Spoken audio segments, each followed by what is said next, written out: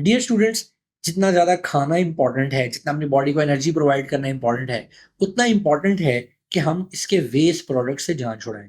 Once हमारी body में metabolic reactions हो जाएं तो मेटाबॉलिक वेस्ट प्रोड्यूस होते हैं।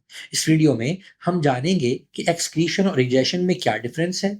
फिर हम ये जानने की कोशिश करेंगे कि हमारे एक्सक्रीटरी सिस्टम में कौन कौन से ऑर्गन्स मौजूद हैं। और फिर हम ये जानने की कोशिश करेंगे कि हमारा यूनिट एक्सक्रीशन का यानी नेफ्रॉन, उसके स्ट्रक्चर में क्या क्या चीजें मौजूद हैं। तो आइए हम स्लेट पे शिफ्ट करते हैं। बिस्मिल्लाहिर्रहमानिर्रहीम। इय्याका नाबुदु व इय्याका नस्तईन। प्यारे बच्चों, आज जो टॉपिक हम डिस्कस करने वाले हैं उसका नाम है एक्सक्रीशन। कोशिश करूंगा कि इस लेक्चर को बड़ा शॉर्ट एंड क्रिस्प रखूं और आपको बहुत सारी इंफॉर्मेशन इसी एक लेक्चर में दे दूं। लेट्स सी कि हम आराम आराम से ठहर ठहर के इसको एक लेक्चर में ख़त्म कर पाते हैं कि नहीं। आपने अभी तक जितनी बायोलॉजी पढ़ी है उसमें आपने ये सीखा कि सेल के अंदर हमने चीज़ें पहुंचानी होती हैं, सेल में हमने चीज़ें पहुंचानी होती हैं। जो सेल चीज़ें हर वक्त रिसीव करता रहता है, उस सेल ने चीज़ों को अपनी बॉडी से बाहर एग्जिट भी करवाना होता है। चीज़ों को अपनी बॉडी से बाहर एग्जिट भी कराना होता है। सेल आमतौर पे उन चीज़ों को टेक इन करता है जो उसके लिए यूजफुल होती हैं। इनमें ऑक्सीजन, इनमें प्रोडक्ट्स ऑफ डाइजेशन होती हैं। Oxygen plus products of digestion. इसी तरह सेल जिन चीजों से निजात हासिल करता है, सेल जिन चीजों को अपने अंदर से बाहर निकालता है, वो होती हैं प्रोडक्ट्स ऑफ, बेटे आपस में बात नहीं, प्रोडक्ट्स ऑफ एक्सक्रीशन। तो पहले ये जानते हैं कि एक्सक्रीशन होती क्या है। हमारी बॉडी जब वेस्ट पैदा करती है, जब वेस्ट पैदा करती है, तो there are some wastes which are called metabolic wastes। इसके लिए आपको ये रिवाइज करवाना होगा हमें कि मेटाबॉलिज्म क्या होती है। Metabolism, metabolic reactions are sum of anabolic plus catabolic reactions.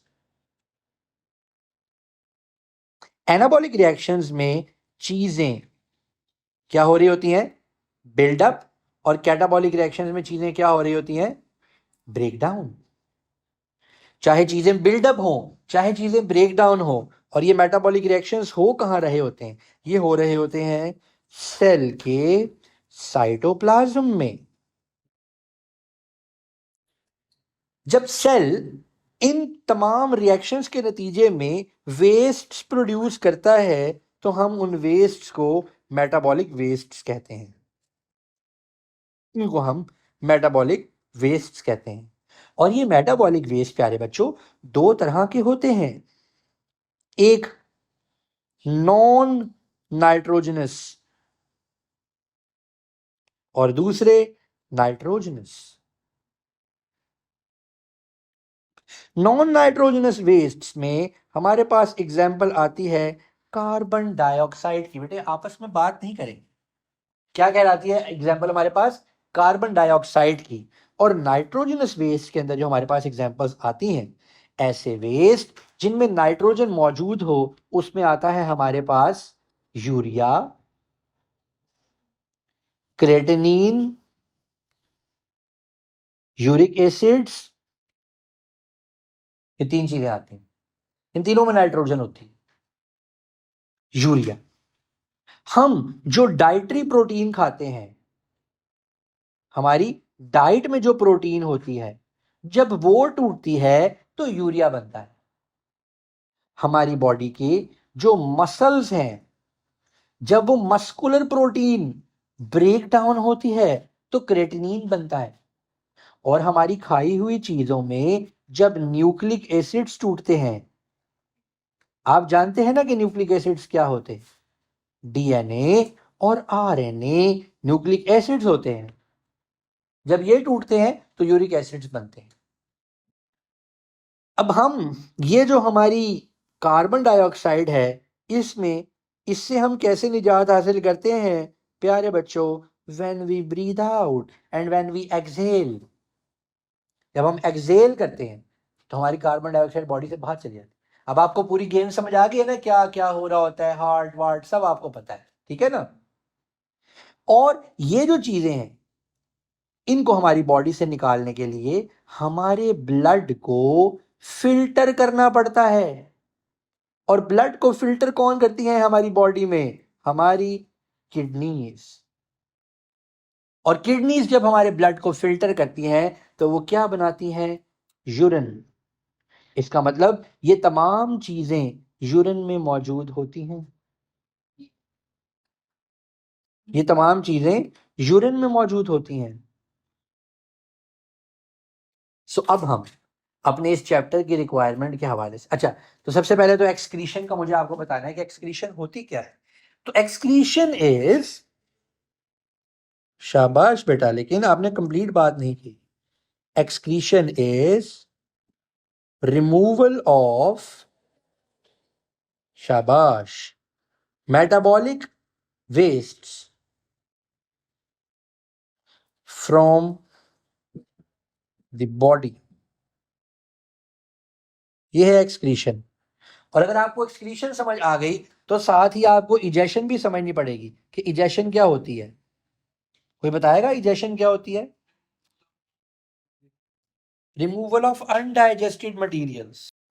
Egestion is removal of undigested materials from the body. Egestion होती है in the form of faeces, in the form of stool, और excretion होती है mostly in the form of urine. ये लीजिए, अगर आप इसका स्क्रीनशॉट लेना चाह रहे हैं या आप इसको लिखना चाह रहे हैं तो आप लिख लीजिए। ये तो मैंने अभी एक बैकग्राउंड सेट किया, आपको समझाया कि ये सारा क्या है। अब अगला जो हमारा मिशन है, जो अगली हमारा जो लर्निंग ऑब्जेक्टिव है, वो ये है कि मैं आपको एक्सक्रीटरी सिस्टम के बारे में,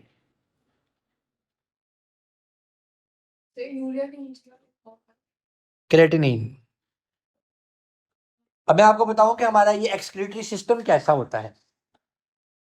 प्यारे बच्चों, हमारे इस एक्सक्रीटरी सिस्टम में हमारे पास 2 किडनीज हैं, ठीक है? इन किडनीज को एक तरफ से ब्लड सप्लाई आ रही है और एक तरफ से इनसे ब्लड सप्लाई जा रही है। जहां से ब्लड सप्लाई आ रही है वो क्या है? Renal artery. और जहां से ब्लड वापस जा रहा है वो क्या है? Renal veins. और उसके बाद बेटे इनके पास एक पाइप है जो एक पाउच में जाकर कनेक्ट कर रही है। ये पाइप यूं जाकर इधर कनेक्ट कर रही है,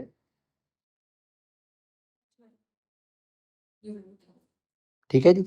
ये क्या है? यूरेटर्स। ये क्या है? Urinary bladder. और ये क्या है? यूरिथ्रा। और यहां यूरिथ्रा के ऊपर मसल्स हैं जिनको हम बोलते हैं स्फिंक्टर मसल्स।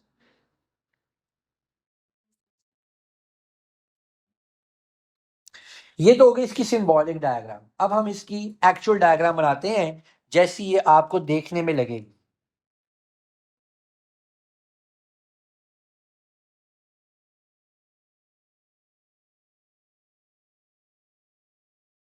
जी प्यारे बच्चों, बताइए क्या है ये? Renal renal vein. गलत। ये है वीना केवा। ये है वीना केवा। रीनल वेन बेटे इसमें से निकलेगी और ऐसे जाकर कनेक्ट करेगी।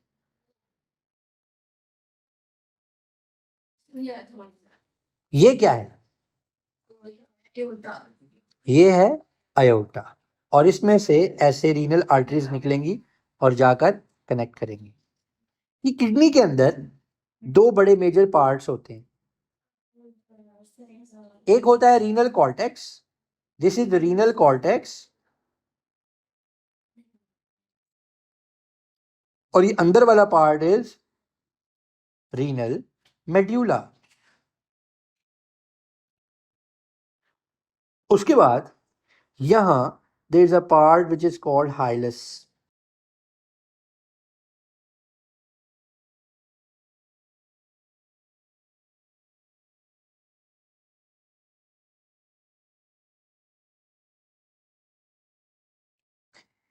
बताइए फीमेल का यूरिनरी सिस्टम है या मेल का?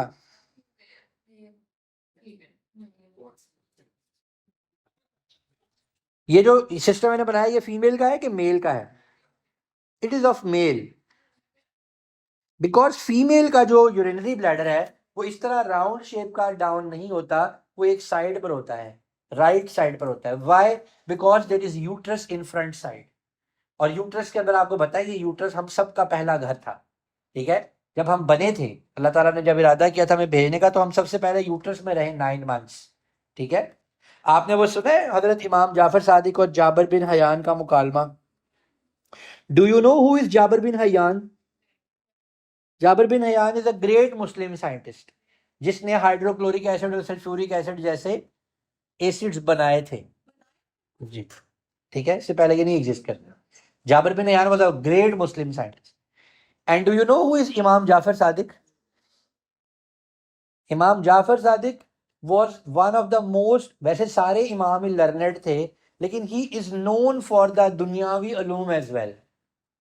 He was the first person जिसने दुनिया में पहली यूनिवर्सिटी बनाई थी, और मुख्तलिफ बड़े बड़े साइंटिस्ट जिनका दुनिया में बड़ा नाम हुआ वो इमाम जाफर सादिक के स्टूडेंट थे।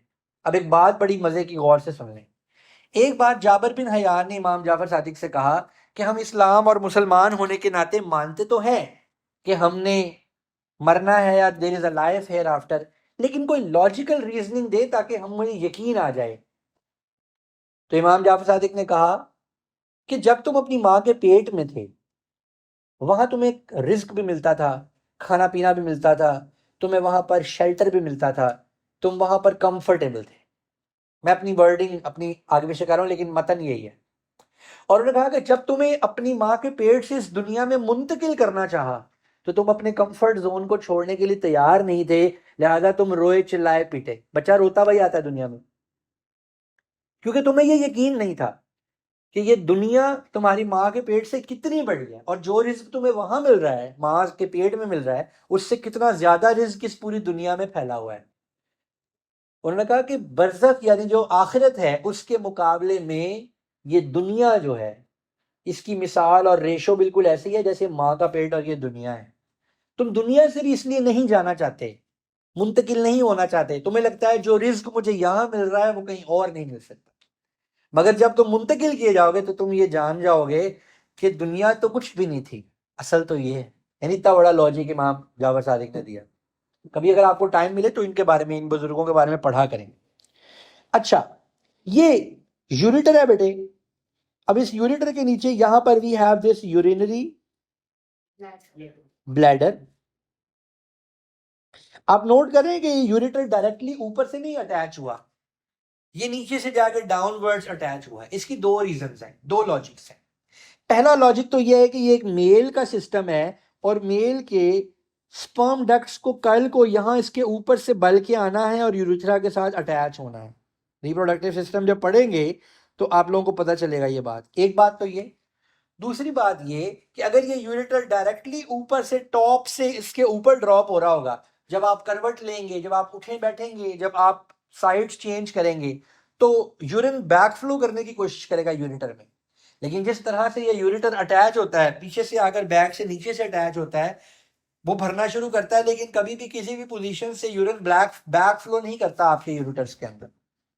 अब ये जो यूरिटर है बेटे, इसके अंदर भी एक चीज होती है जो यूरिन ड्रॉपलेट्स को नीचे मूव करने के लिए हेल्प करती है, और उस चीज को कहते हैं पेरिस्टालसिस।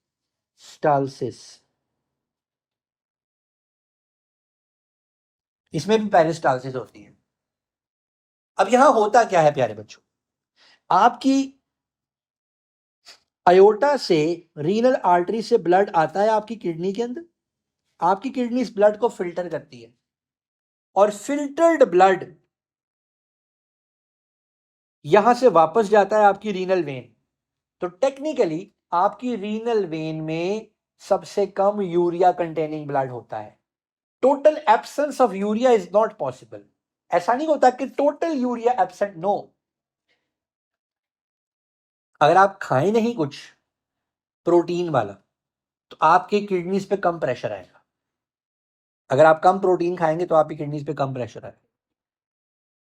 ऐसी कोई बात, ये तो हमने एक जड़ बात, प्रोटीन नहीं खाएंगे तो प्रोटोप्लाज्म, एंजाइम कैसे बनेंगे, एंटीबॉडीज कैसे बनेंगे, हार्मोन्स कैसे बनेंगे। एतदाल में खाना। अजान होने लगी है, मैं आपको बता दूं, ये भी एक इस्लामी तरीका है। आप थोड़ा खाएंगे, आप बीमार नहीं होंगे। यूरिनरी ब्लैडर में यूरिन जमा होना शुरू हो जाता है, और जब इनफ यूरिन जमा हो जाता है यूरिनरी ब्लैडर में, depending upon the age and size of your body, everyone has a different capacity to store urine. ये जो यूरिनरी स्फिंक्टर मसल है, ये रूटीन में रिलैक्स होता है। क्या होता है, सॉरी सॉरी उल्टा बोल, ये रूटीन में कॉन्ट्रैक्ट होता है। ये रूटीन में कॉन्ट्रैक्ट होता है। जब इसने यूरिन को रिलीज करवाना होता है तो उस वक्त ये कॉन्ट्रैक्ट की बजाय क्या हो जाता है, रिलैक्स। अगर आप बहुत सर्दी में बाइक चलाएं, चला के घर आए, और अगर आपने पानी ठीक पिया, इफ यू आर हाइड्रेटेड, और अगर आप यूरिनेट करें, ठीक है, आपको जो फीलिंग आएगी वो कॉन्ट्रैक्शन की फीलिंग नहीं आएगी, because we are studying it about, it's about our body. You will feel relax. Your feeling is the feeling and condition of your sphincter muscles. In routine they are contracted. मुझसे कोई बच्चा पूछ रहा था ना, sir ये basal metabolism में हम जब कुछ नहीं कर रहे तो एनर्जी क्यों हमें रिक्वायर्ड है? भाई स्फिंक्टर मसल आपका कॉन्ट्रैक्टेड है हर वक्त। जो छोटे बच्चे होते हैं, इन्फेंट्स, दूध पीने वाले, ठीक है, टेम्पर का पूरा बिजनेस इस स्फिंक्टर मसल के ऊपर चल रहा है, पूरा बिजनेस। छोटे बच्चे को पता नहीं होता, आप किसी का छोटा बच्चा उठा लेते हैं, थोड़ी देर के बाद जब वो गरम गरम और गीला गीला लगता है, आपको वापस करना पड़ता है। क्यों? उसका अपने स्फिंक्टर मसल पे कोई कंट्रोल नहीं। जैसे ही उसके ब्लैडर में थोड़ा सा मटेरियल आएगा, ये ले दुनिया, ठीक है। इसी तरह जब लोग बहुत बूढ़े हो जाते हैं, बुजुर्ग हो जाते हैं, ठीक है, उस एज पे पहुंच जाते हैं, तो भी बेटे उनके स्फिंक्टर मसल की जो कॉन्ट्रैक्शन है ये कायम नहीं रहती, इसलिए उनको बार बार जाना पड़ता है टॉयलेट। अगर उनके स्फिंक्टर मसल, तो फिर उनको सप्लीमेंट्स देने पड़ते हैं ताकि उनका मसल स्ट्रांग रहे, राइट। अब बेटे हम जो बात करने वाले हैं वो है बहुत इंपॉर्टेंट। अब हम ये सीखेंगे कि किडनी के अंदर एक्चुअली ये फिल्ट्रेशन होती कैसे है। हमारी किडनी के अंदर ये जो रीनल आर्टरी है, ये अंदर जाके आपको पता है आर्टरियोली बननी होती है। ये आगे जाके जब आर्टरियोल बनती है तो एक बहुत ही बारीक कैपिलरीज का गुच्छा बना लेती है। बात समझ आ रही है कि नहीं? कैपिलरीज का एक बारीक सा गुच्छा बना, ये ब्लड फ्लो कर रहा है, फ्लो इन कर रहा है। एंड रिमेंबर कि जब ये ब्लड फ्लो इन करके आ रहा होता है तो इसका प्रेशर क्या होता है, ज्यादा के कम? ज्यादा प्रेशर होता है। आर्टरी से आने वाले ब्लड का प्रेशर ज्यादा होता है। इसको सराउंड करता है एक स्ट्रक्चर जिसको हम कहते हैं नेफ्रॉन।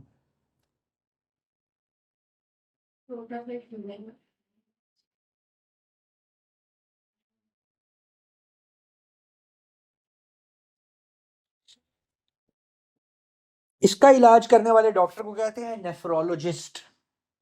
इसको क्या कहते हैं, नेफ्रॉन, और इसको क्या कहते हैं, नेफ्रोलॉजिस्ट। आप में से भी कई लोग इंशाल्लाह शायद नेफ्रोलॉजिस्ट बने।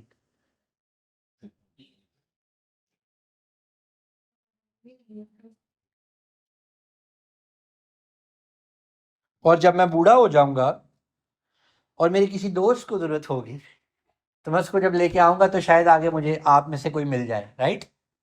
आप बहुत एक्साइटेड, मेरे से ज्यादा एक्साइटेड आप हो जाएंगे जब आप कहेंगे कि हमारे टीचर अभी तक जिंदा है और ये हमारे पास आ गए। सो ये नेफ्रोलॉजिस्ट होते हैं बेटा जो इसका इलाज करते हैं। अब हम नेफ्रॉन की डिटेल में जाएंगे कि नेफ्रॉन में क्या क्या होता है। तो आइए अब मैं आपके सामने नेफ्रॉन ड्रॉ करता हूं, बड़ा इंटरेस्टिंग है।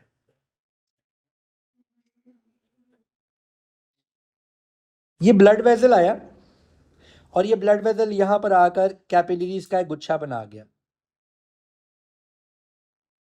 और ये जो आने वाला ब्लड वेसल है इसका ल्यूमेन थोड़ा ब्रॉड है। ये जो आने वाला अल्फाबेट्स में सबसे पहला अल्फाबेट कौन सा होता है बेटा? ए। तो ए से याद रखिएगा इट इज एफरेंट आर्टीरियोल। और जो यहां से जाएगा वापस उसका ल्यूमेन नैरो होगा, वो होगा इफरेंट आर्टीरियोल। और इसको जो एक कैप्सूल सराउंड करेगा,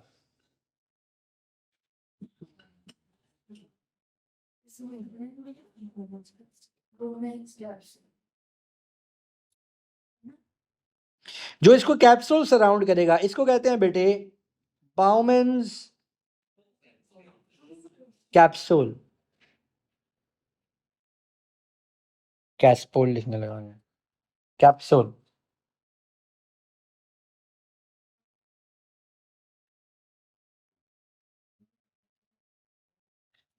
और ये वाला जो ट्यूब्यूल आपको यहां पर नजर आ रहा है इसको बोलते हैं प्रॉक्सिमल कॉन्वोल्यूटेड ट्यूब्यूल। उसके बाद बेटे पीसीटी, इसका एक और नाम है पीसीटी। अगर आप पेपर में पीसीटी लिखेंगे आपको मार्क्स मिलेंगे, प्रॉक्सिमल कॉन्वोल्यूटेड ट्यूब्यूल। उसके बाद आएगा loop of Henle. It is not weird, it is after the scientist जिसकी वजह से पता चला था इसके बारे में, कॉन्वोल्यूटेड ट्यूब्यूल।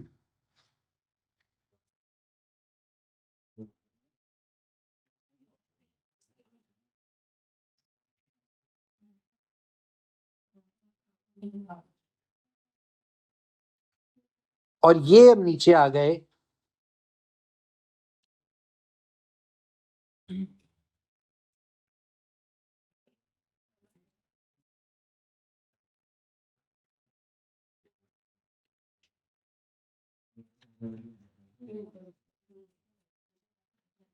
ये हो गया प्रॉक्सिमल कॉन्वोल्यूटेड ट्यूब्यूल और ये हो गया डिस्टल कॉन्वोल्यूटेड ट्यूब्यूल।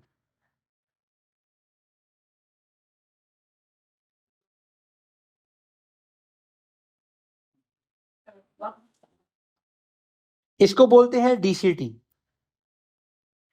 डीसीटी। और ये नीचे आ गया लूप ऑफ हैनले।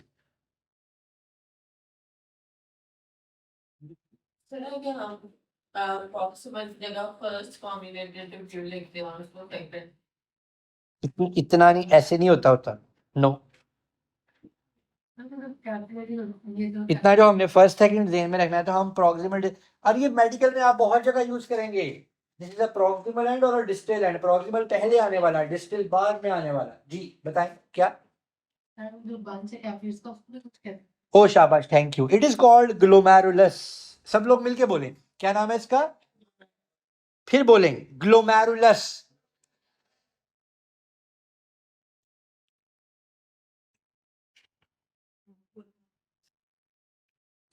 इसकी प्लूरल क्या होगी बताएं जरा? Glomeruli. Yes, it is glomeruli. Yes, ये बेटे आपका टोटल नेफ्रॉन का स्ट्रक्चर। अब यहां से आया ब्लड अंदर, हाँ ये कलेक्टिंग ट्यूब है, this is called collecting duct, Henle.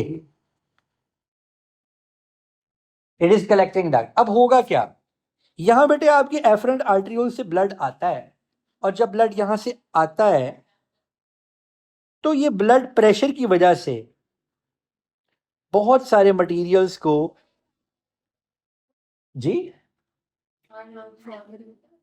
नहीं वो पूछ ले तो, लेकिन हमें ये पता होना चाहिए, याद होना चाहिए। हमें शायद नेफ्रॉन ड्रॉ करने के लिए तो कहीं ना आए, but we need to know किस पार्ट का क्या नाम है। ठीक है, अब बेटी एफरेंट आर्टरियोल से ब्लड फ्लो इन करता है, तो ये वाला जो पार्ट है, यहां से चीजें बॉमन्स कैप्सूल में आने लगती हैं। बहुत बड़ी फिल्ट्रेशन होती है, और इस फिल्ट्रेशन को कौन ड्राइव कर रहा है? ब्लड का प्रेशर। कौन ड्राइव कर रहा है? ब्लड का pressure. So it is pressure mediated filtration, it is called ultra filtration.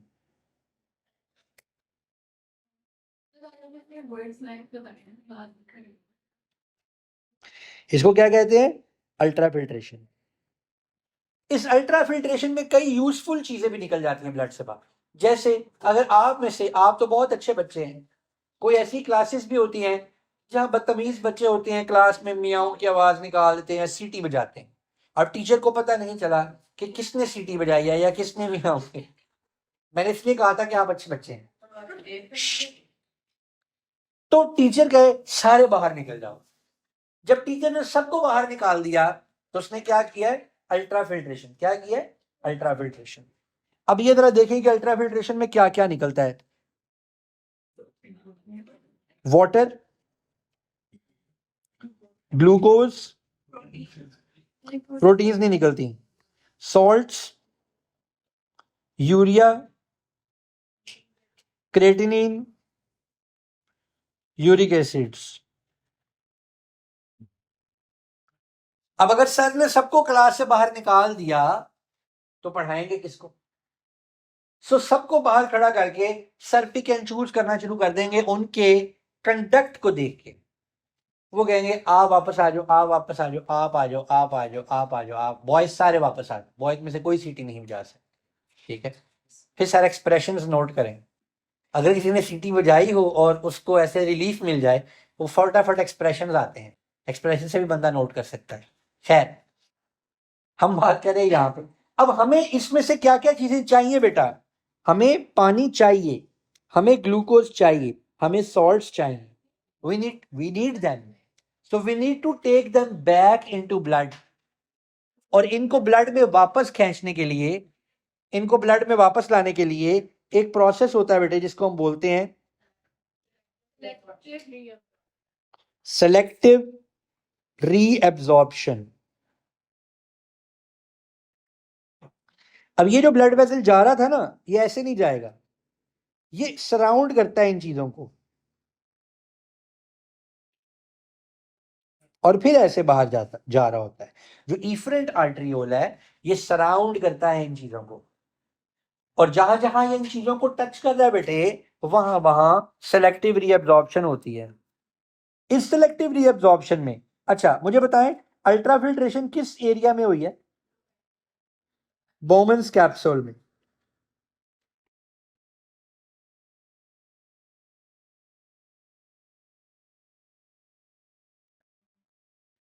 ठीक हो गया?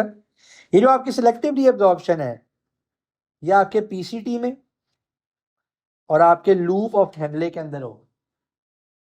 कैसे होगी? क्या होगा? आपके जो सॉल्यूट्स हैं, वो एक्टिव ट्रांसपोर्ट के जरिए रीअब्जॉर्ब किए जाते हैं, और जो आपका वाटर है वो कैसे आएगा? ऑस्मोसिस के जरिए, ऑस्मोसिस के जरिए, राइट।